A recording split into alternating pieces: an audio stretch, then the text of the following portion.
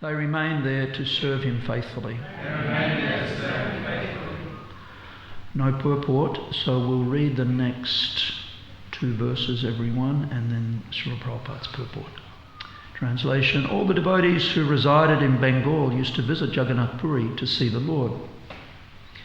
Now let me enumerate the devotees of Bengal who first came to see the Lord at Jagannath Puri. Text 30.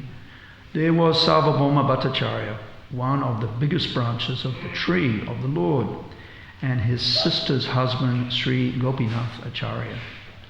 Purport by Srila Prabhupada. The original name of Sarvabhauma Bhattacharya was Vasudeva Bhattacharya.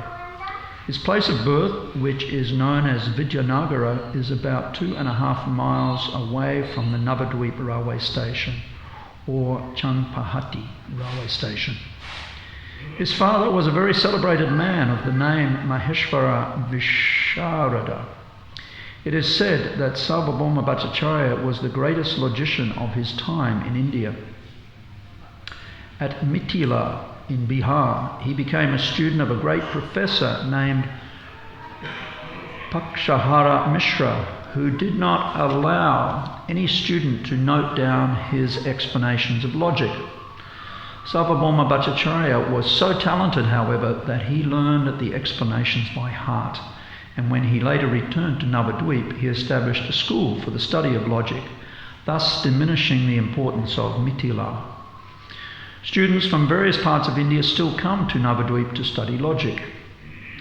According to some authoritative opinions, the celebrated logician Raghunath Shiromani was also a student of Sarvabhauma Bhattacharya.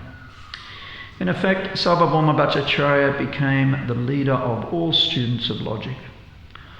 Although he was a grihastha householder, he even taught many sannyasis in the knowledge of logic. He started a school at Jagannath Puri for the study of Vedanta philosophy, of which he was a great scholar. When Sarvabhauma Bhattacharya met Sri Caitanya Mahaprabhu, he advised the Lord to learn Vedanta philosophy from him. But later he became a student of Lord Chaitanya Mahaprabhu to understand the real meaning of Vedanta. Sarvabhauma Bhattacharya was so fortunate as to see the 6-armed form of Lord Chaitanya known as Sadbhuj. A Sadbhuj deity is still situated at one end of the Jagannath Temple. Daily Sankirtan performances take place in this part of the temple. The meeting of Sarvabhauma Bhattacharya with Lord Chaitanya Mahaprabhu is vividly described in the Adi-lila chapter 6. Sarvabhauma Bhattacharya wrote a book named Chaitanya Satak. Of the 100 verses of this book, 2 verses beginning with the words Vairagya Vijja Nija Bhakti Yoga are very famous amongst Gaudiya Vaishnavas. The Gauraganadesh Deepika 119 states that Sarvabhauma Bhattacharya was an incarnation of Brihaspati, the learned scholar from the celestial planets. Gopinath Acharya, who belonged to a respectable Brahmin family, was also an inhabitant of Navadvip and constant companion of the Lord. He was the husband of Sarvabhauma Bhattacharya's sister. In the Gauraganadesh Deepika 178, it is described that he was formerly the gopi named Ratnavali. According to the opinion of others, he was an incarnation of Brahma. Om Jnana Timirandasya Gyananjana Shalakaya Chakshu Unmanitam Jena Tasmai Sri Gurave Namaha. Mukam Karoti Vachalam Pangum Lang Hetegirin Yat Kripatamaham Vande Sri Gurun Dinataranam. I was born in the darkness of ignorance, and my spiritual masters very kindly come, forced to open my eyes with the torchlight of transcendental knowledge. I offer my most respectful obeisances unto his lotus feet. I offer my respectful obeisances under the lotus feet of my spiritual master, the saviour of all fallen souls. By his grace, even a lame man can cross over mountains, a blind man can see stars in the sky, and a dumb man can recite eloquent Vedic poetry. So, Sarvabhauma Bhattacharya is described here by Krishnadas Kaviraj Goswami as one of the biggest branches of the tree of the Lord. And Prabhupada has given a wonderful synopsis of Sarvabhauma Bhattacharya. here many important points he has covered, and there's a few others as well which we can describe. And if we ever finish this Adi-lila of Caitanya Caritamrita, which we've been studying very scrutinizingly now for more than 2 years, I think, in the Adi-lila there are many, many wonderful pastimes which Sarvabhauma Bhattacharya and Lord Caitanya participate in. And we'll just perhaps give a brief overview of those pastimes this morning. But there's a few points just to touch on which tie in very nicely. Lord Caitanya, it's described, changed Indian history in 4 ways. And each one of these topics is worthy of at least 1 or 2 classes in its own merit, but they translate as CAPS, C-A-P-S. And the first one is Lord Caitanya changed the history of India culturally. He changed the history of India attitudinally, philosophically, and socially. And in this regard, it's said that Sarvabhauma Bhattacharya served Lord Caitanya, did wonderful service for the Lord, and received the blessings of Mahaprabhu in a number of different ways. Actually 5 different ways are described here. First of all, he arranged a place for him to stay after the Lord arrived in Jagannath Puri. He also arranged for prasadam for Mahaprabhu and his associates. And he instructed him never to go to the temple alone, but always to take someone with him. Hare Krishna Maharaj.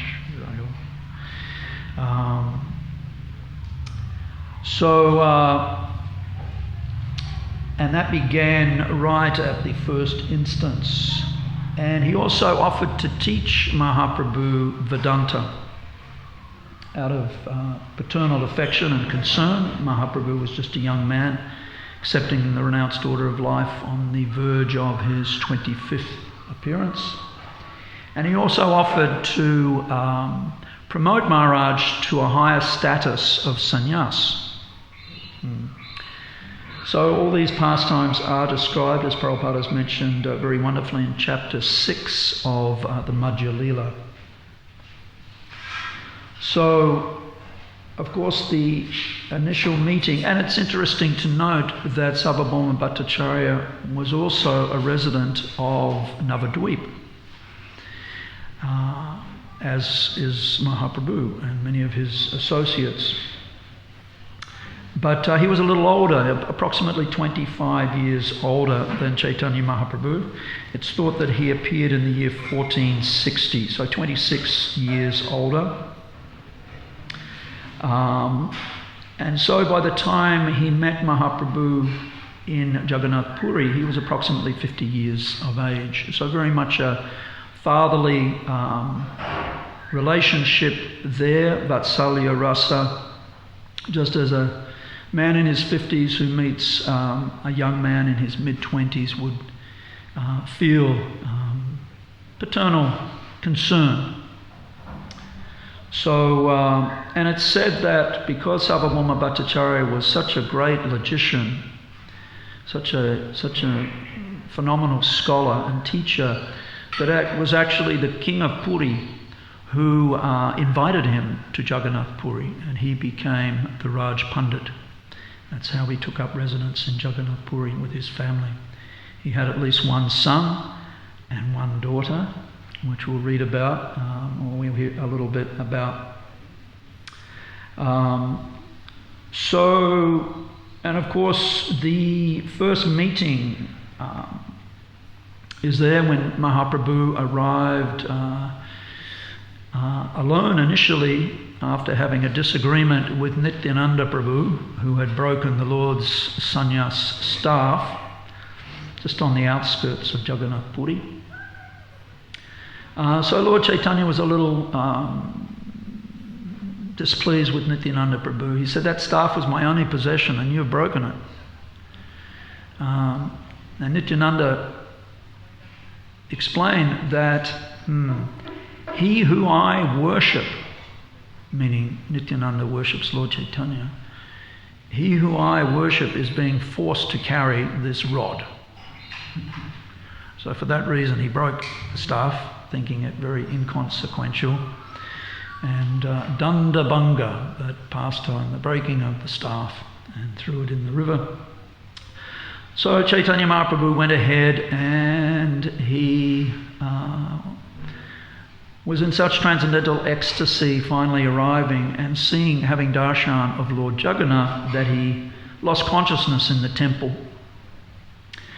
And some of the temple guards misunderstood Mahaprabhu to be a vagrant. And it was not unusual. There were also Sahajiyas 500 years ago, personalities who had some devotion to Krishna, and Prabhupada did say that Sahajiyas are actually a little more advanced than Mayavadis, because they have some devotion to Krishna, but they're not strictly following rules and regulations. But still, so the guards misunderstood Mahaprabhu as he's feigning some ecstasy. He's just lying here in the middle of the temple room. So they were about to take the Lord out. And it just so happened that Sarvabhauma Bhattacharya was also visiting Lord Jagannath's temple at that time, and he took charge of the situation. Because he was such a scholar, he could see that this extremely handsome young Bengali sannyasi, just perhaps these symptoms of ecstasy which he's exhibiting are genuine. So he, with his own men, took charge of Mahaprabhu's body and had him taken out of the temple and to his own house. And soon after that, Nityananda Prabhu, Mukunda Dutt, Jagadananda arrived there. And Lord Caitanya was nowhere to be seen. So they heard, it just so happened that Gopinath Acharya was there, and he had some association with Mukunda Dutt in Navadvip. They knew each other a little bit, so Mukunda Dutt, he heard from Gopinath Acharya, oh, my brother-in-law has taken the Lord to his own house. So they all went there, and Sarvabhauma Bhattacharya could not see any what appeared to be life symptoms in the body of the Lord. So just to test, he put a small cotton swab beneath the nostrils of Mahaprabhu, and saw that there was very faint breathing was still there. So this was the beginning of a wonderful relationship between Lord Caitanya and Sarvabhauma Bhattacharya. And these wonderful, very intimate pastimes are described in great detail in chapter 6. Whilst preparing this, we read the whole chapter. It's very, very wonderful narrations by Krishnadas Kaviraj Goswami. But some of the important points which resulted from that very first meeting.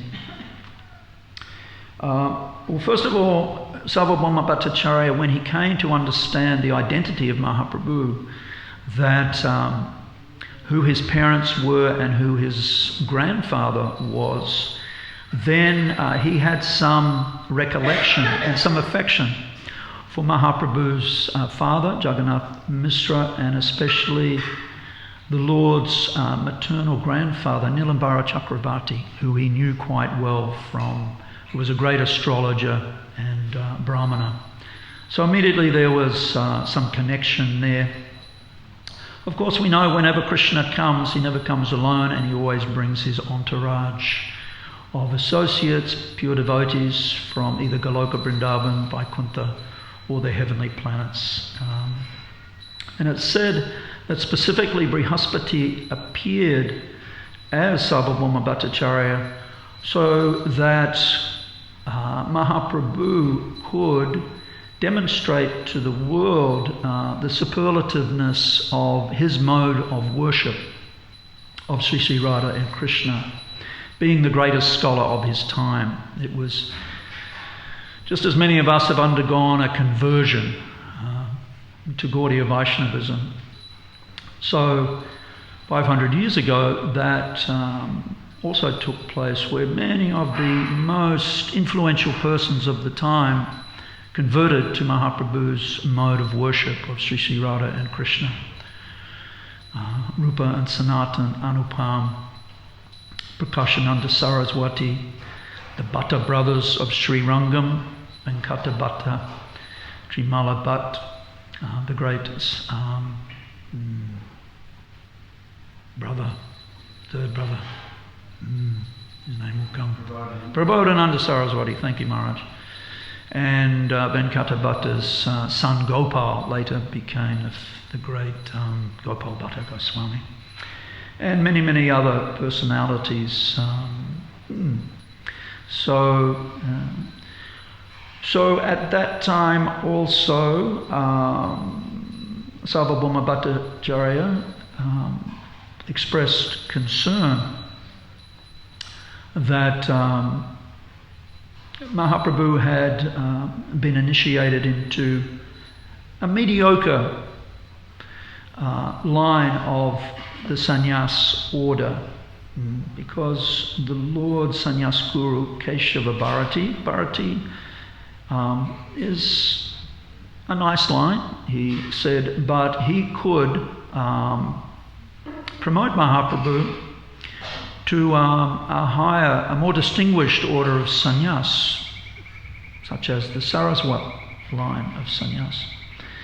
But this sparked an intense argument between Gopinath Acharya and Sarvabhauma Bhattacharya. Gopinath Acharya knew Mahaprabhu quite well in Navadvip and fully understood the Lord to be the Supreme Personality of Godhead. So he was not bound by any customs or rules regarding higher or lower orders of sannyas. And he explained this to his brother-in-law in no uncertain terms. So Sarvabhauma Bhattacharya desisted from that, but he did suggest that Mahaprabhu should hear Vedanta philosophy from him, because after all, he was an exceedingly handsome young man, accepted the renounced order of life at a very young age, and in order to protect his sannyas, he needed to, Sarvabhauma Bhattacharya thought, really fully assimilate Vedanta philosophy.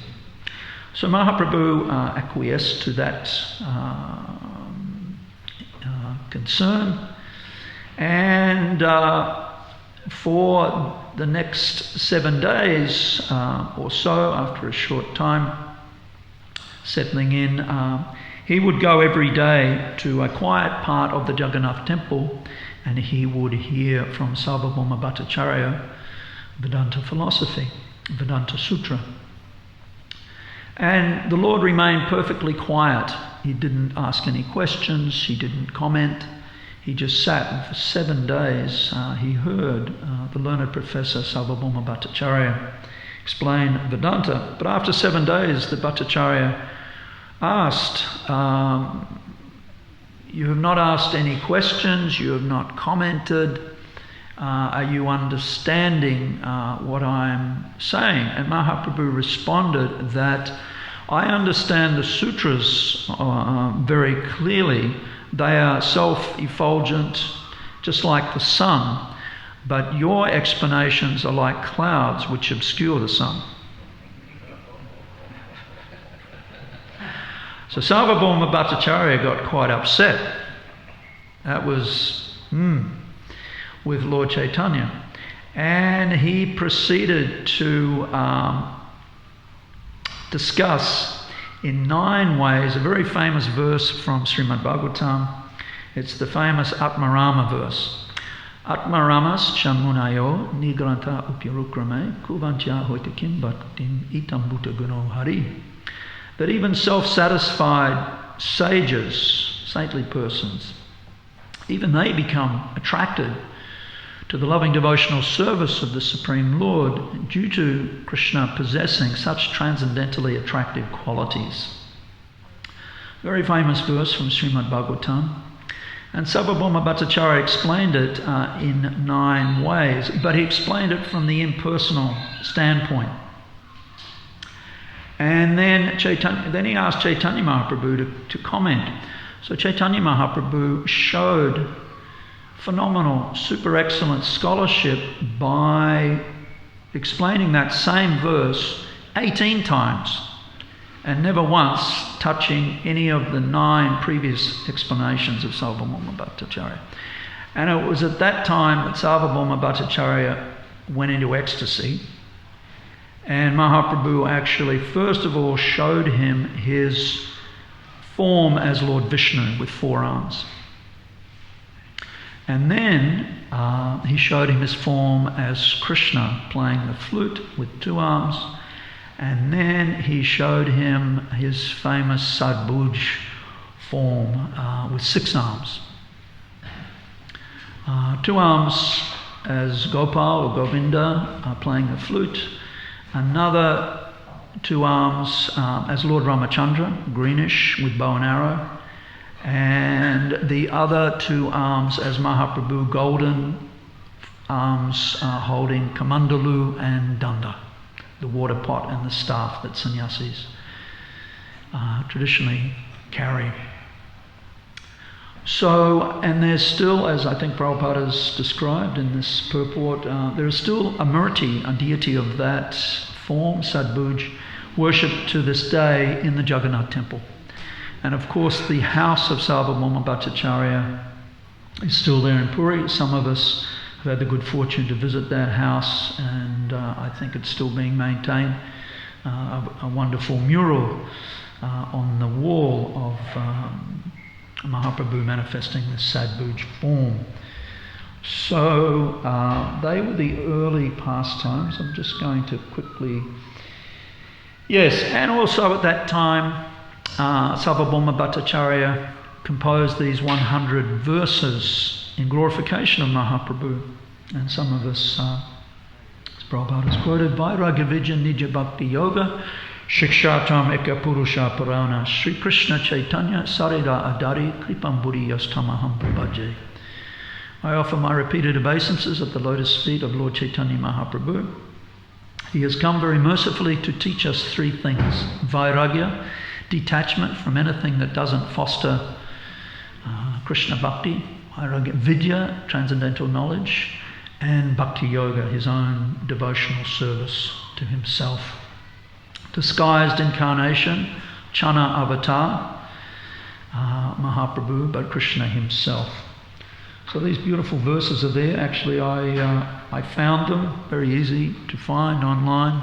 One devotee, Indian devotee, has recorded them, both the Sanskrit, which he chants beautifully, and then the English translations. If you've ever got a spare hour, because that's how long it takes to hear them all, 100 verses. He's done it very nicely with classical Indian music in the background, and also wonderful pastime paintings of Mahaprabhu.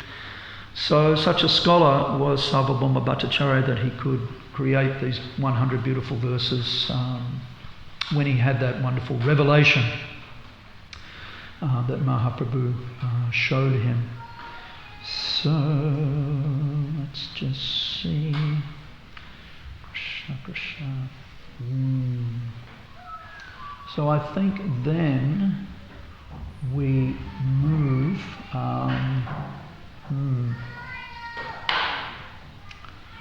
to, oh yes, within a short time after coming to that realization, Lord Chaitanya's daily program was to attend Lord Jagannath's Mangalartik ceremony in the mornings.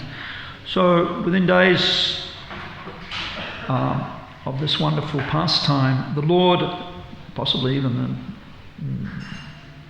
the next day, Lord Caitanya came to the home of Sarvabhauma Bhattacharya very early in the morning. The Bhattacharya was just getting out of bed. And Mahaprabhu had received some garlands from the pujaris and also some Mahaprasadam of Lord Jagannath, the Lord's morning sweets. And he gave those to the Bhattacharya, who was just getting up, hadn't brushed his teeth, hadn't taken his morning bath, what to speak of performing any of his mantras, yantras, tantras, mudras or pujas for the morning.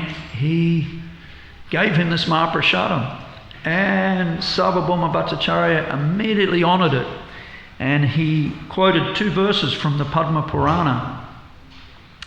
And some of us may know that where it's just Mahaprasadam of the Lord is glorified, that whenever one is offered Mahaprasadam, he or she should immediately honour it, disregarding whether it's been brought from a distant place, whether it's travelled a long distance or whatever. One should immediately honour Mahaprasadam. So Sarvabhauma Bhattacharya quoted these verses, and Chaitanya Mahaprabhu was extremely pleased with him, and they danced together in ecstasy for some period of time. And another interesting pastime is when Sarvabhauma Bhattacharya revealed to Chaitanya Mahaprabhu that he wanted to change a word in a famous verse of Srimad Bhagavatam. It's the Tate Nukampam Susamikshamana Munjana Evata Kripam Vipakam. Starts like that, and it finishes with Mukti Pade Sadaya Bhak.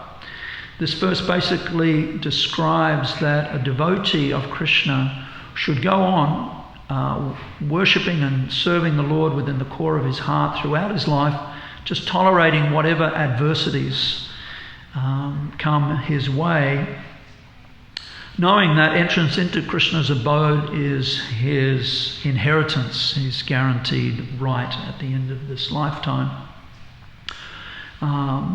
So the word Mukti Pade, Sarvabhauma Bhattacharya didn't like that word, and he was proposing to change a word of the Srimad Bhagavatam to Bhakti Pade.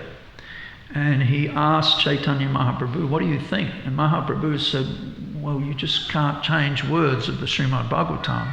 And he gave an explanation of how mukti actually is synonymous with Krishna, who is the giver of liberation.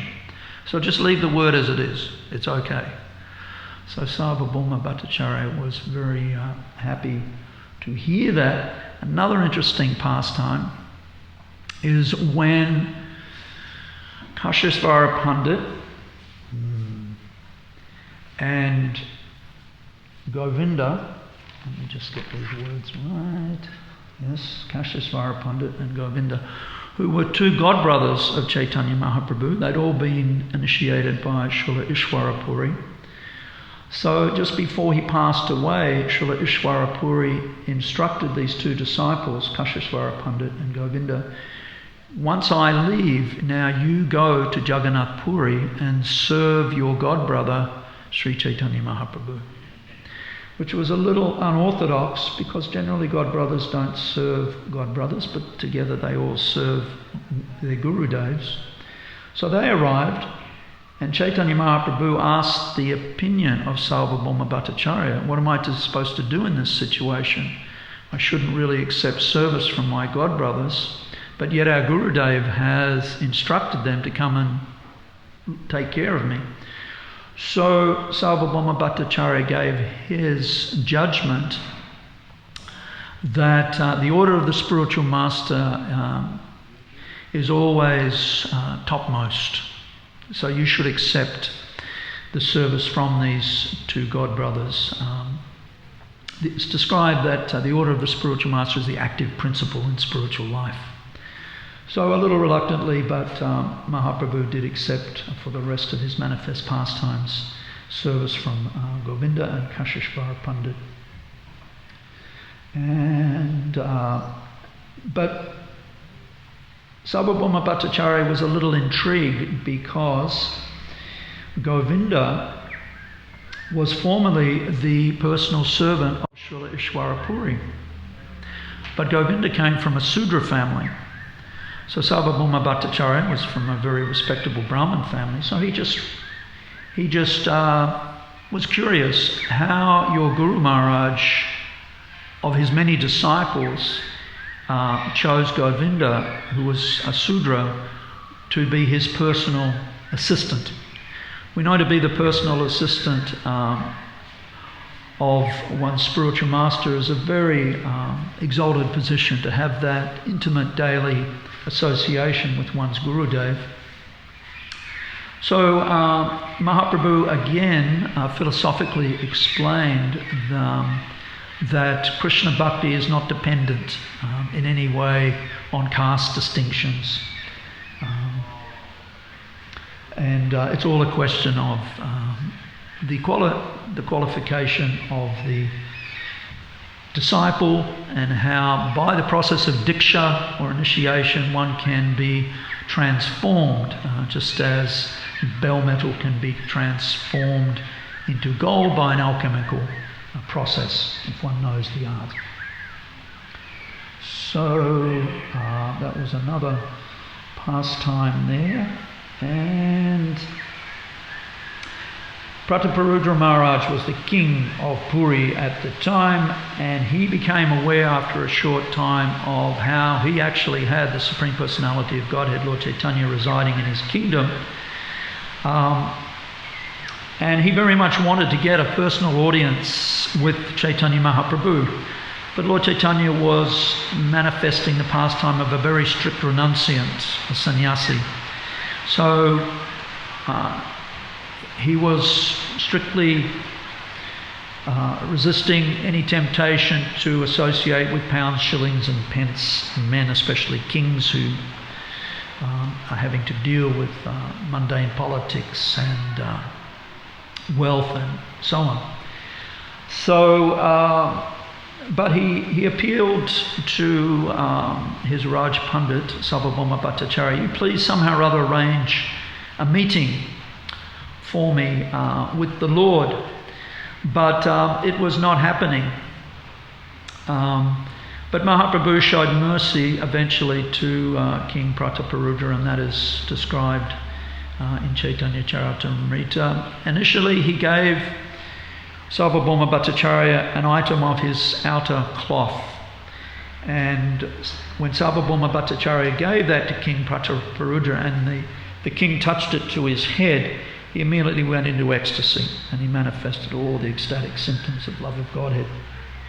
And later on he did, dressed in disguise as a Vaishnava, after one Rath Yatra festival, came to the garden where Chaitanya Mahaprabhu was resting and massaged the Lord's lotus feet and quoted some beautiful verses from Srimad Bhagavatam.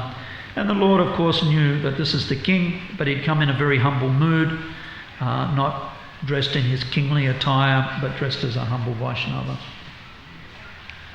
So, and another wonderful pastime is when all of the pilgrims from Bengal had gone back to Bengal after the 4 months of the rainy season. Then Sarvabhauma Bhattacharya invited Chaitanya Mahaprabhu to his home for lunch for 1 whole month. But Chaitanya Mahaprabhu said this is not the etiquette for sannyasis to go to one householder's home every day for an entire month. So, but Sarvabhauma Bhattacharya was insistent, well, at least come for 20 days.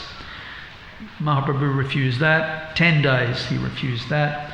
Eventually he settled on 5 days, that he would come for 5 days to Sarvabhauma Bhattacharya's house for lunch. And he proposed, the Lord proposed that he, on the other days, that Paramananda Puri Goswami come for 5 days of that month. And that Sarup Damodar, the Lord's secretary, come for 4 days. And then each of the Lord's 8 other sannyasi associates, they could come for 2 days each for lunch. So Sarvabhauma Bhattacharya was happy with that arrangement. He said the Lord could come alone or he could come with his secretary, Swarup Damodar. And Sarvabhauma Bhattacharya's wife was a very good cook. So this pastime is described as very relishable. They cooked wonderful prasadam. And but there was a disturbance. Sarvabhauma Bhattacharya's son-in-law, his name was Amoga, and he was a fault finder. He was a critic. And he came, and even though Sarvabhauma Bhattacharya attempted to prevent him from coming in the house, he actually had a stick. Somehow or other, when the Bhattacharya was distracted serving Mahaprabhu this enormous quantity of prasadam, Amoga snuck in and started to blaspheme, criticize. Just see, this sannyasi is eating the equivalent amount of prasadam for 10 men or 12. So Bhattacharya became very angry and he chased Amoga out. There's a delightful old painting by one of our ISKCON artists of Amoga running for dear life and Sarvabhauma chasing after him. And Mahaprabhu was just laughing. He was enjoying the fun. And when Sarvabhauma Bhattacharya came back, he apologised profusely. But Mahaprabhu said not to worry. And actually, the Bhattacharya's wife cursed her own daughter to become a widow. Said, let Sati become a widow. In other words, cursing the son-in-law to die for this grave offence. And it got pretty serious for Amoga actually. He was struck down with cholera the next day. And Mahaprabhu heard about this and he went to see Amoga, and he actually put his hand on Amoga's heart and said, a Brahman's heart is a holy place. It's a proper place for Krishna to sit. How have you allowed this brutish enviousness to reside in your heart? Get up, Amoga. So Amoga was immediately cured, and Mahaprabhu instructed him now chant Krishna's names, which Amoga did. And Amoga came to his senses and he actually started to slap his own cheeks very vigorously to the point where they became very swollen and red. And then Mahaprabhu said, that's enough. That's enough slapping. Actually, Gopinath Acharya stopped him. And he explained that everyone in Sarvabhauma Bhattacharya's house, Chaitanya Mahaprabhu said, is very dear to me. Even Sarvabhauma Bhattacharya's dog, pet dog, is very dear to me. What to speak of his intimate family members. So, getting close here, perhaps we might... All right, we'll stop there. Thank you very much. Maharaj, a comment or... Hare Krishna. I don't know what we've done, thanks to Krishna Kirtan's class roster, to get to glorify Sarvabhauma Bhattacharya on it. You're most welcome. See you at breakfast. All right. Any questions, comments, or all quite self-explanatory, I think? Thank you so much. Thanks for arranging me to speak this morning, Krishna Kirtan. It was nectar doing research and Jai Shri Sarvabhauma Bhattacharya ki, Jai Srila Prabhupada ki, Gaura Premanandi.